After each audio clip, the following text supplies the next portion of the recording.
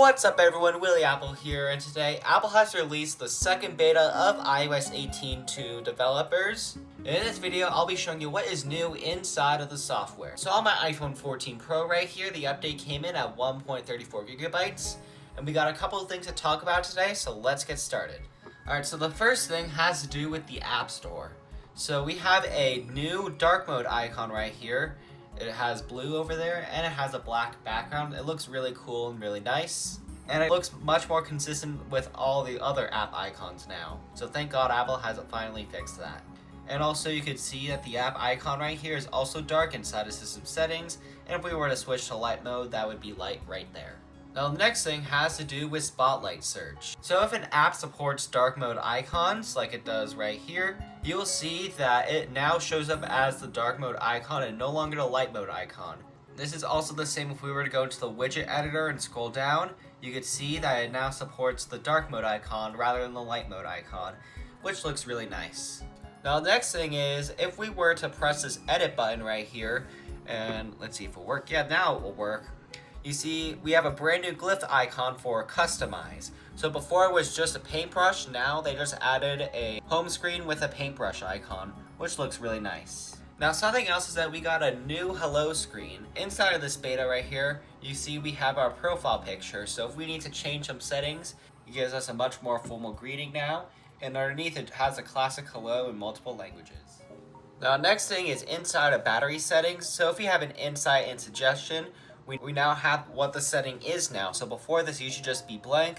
Now it just says never, and if you need to change it, of course. Now the next thing has to do with a Messages app. So reportedly, a couple of carriers have enabled RCS for iOS 18 Beta 2. However, at the moment, Verizon has not. I have Verizon, so that's why it does not say RCS.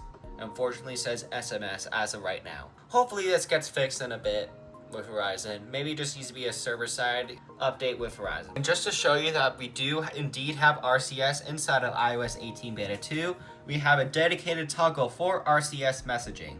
And we have references to RCS right here. It will say text messages will always send as SMS when RCS is unavailable. So that just goes to show that it is in iOS 18 Beta 2. I'm not just fooling you. It's just not enabled with Verizon quite yet. Now next thing it has to do with music haptics. So before it was inside of the audio section, but now it's its own dedicated section inside of here. And if you turn it on, you can see all your available apps and everything. It's just the exact same as it was, it just now is easier to navigate to. Now the next thing has to do with parts and service history. So if you need a battery replaced, for example, it'll actually now show the battery inside of the parts and service history section inside of settings, which is a little bit interesting.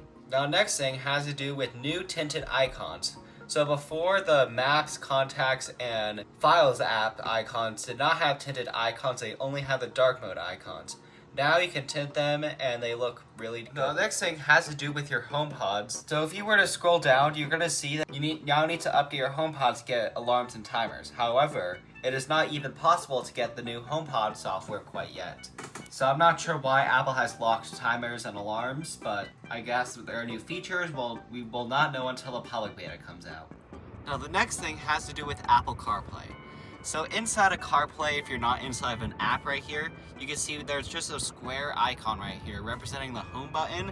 Kind of reminds me of the old iPhone 4 home buttons. But if we were to go inside of an app right here, you can see that the home button changes to a 9-icon grid layout, and that represents the home button now. I think this is a much better change than what we got before, and even going into here, it even changes, but I'm not going to dox my location, but it does change to the 9 squares right here. Now next thing has to do with the Wallet app widget. So we got a brand new widget down here, so let me scroll down and find Wallet.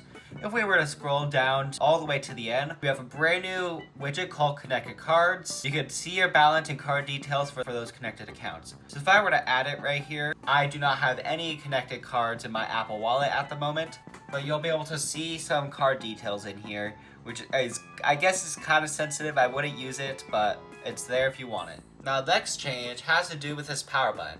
So no longer do you tap on it, you now have to tap and hold it in order to turn off your phone. I think this is a much better change, however, people might not know right away that you gotta tap and hold it or to turn it off. And some people might just tap on it and you just gotta tap on that in order to customize the control center, which I think is kind of weird. Also, we got that in order to customize the control center. Who knows, some things will change in this control center for sure still. Now, we did get quite a few bug fixes inside of this update. The first one is inside of the customization. The open app action would show up, but it would immediately disappear, and you could not choose what app you wanted to open. Now you are able to choose what app you want to open, and it works pretty well now. So if I want a podcast down here, all I gotta do now is tap and hold, and it will open up podcasts. Now the next thing is with widgets. Scaling widgets up and down feels a lot smoother, and it's a lot easier to do now. Especially with these larger widgets right here. It just feels so much smoother now. And I really like that Apple has made this a whole lot better, especially if you want to go straight from small to large. It's now very easy to do. Now here are bugs that I still have with iOS 18 Beta 2. So the first one is on the home screen. So if I were to take some icons, it just feels a lot buggy, as you can see right there. The health icon did not show up right there really fast. It's just overall really buggy. The control center is still extremely buggy. So if I were to tap right there and move icons around, it still feels buggy. Okay, that worked that time. It's not giving me any issues anymore. Okay, that one gave me an issue. But, oh wait, yeah, as you can see, it's still slightly there. I guess it must have gone a little bit better, but all these bugs are still present inside the controls. Now here's a brand new bug I have in iOS 18. So if I were to go to customize, switch to tinted, change the tints around a bit, and switch it back to dark mode, sometimes there's just placeholder icons. It did not happen that time, but it is a little bit buggy, so let's just switch icons, mess around a little bit.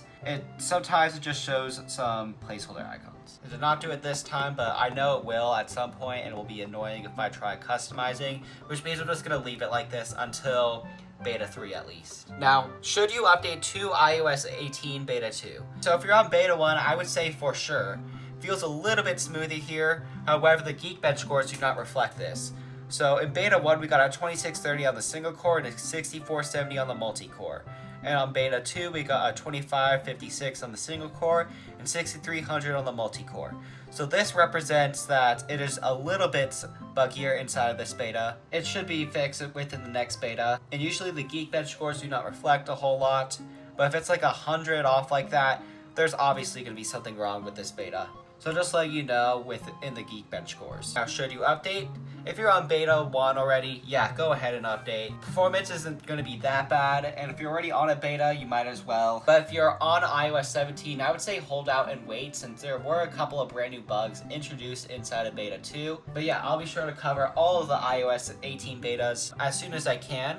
And thanks for watching. Comment, like, subscribe, share this with your friends. Download my app Willy Widgets down in the description down below. And I'll see you for iPadOS 18 and macOS Sequoia Beta 2 in a little bit. Bye!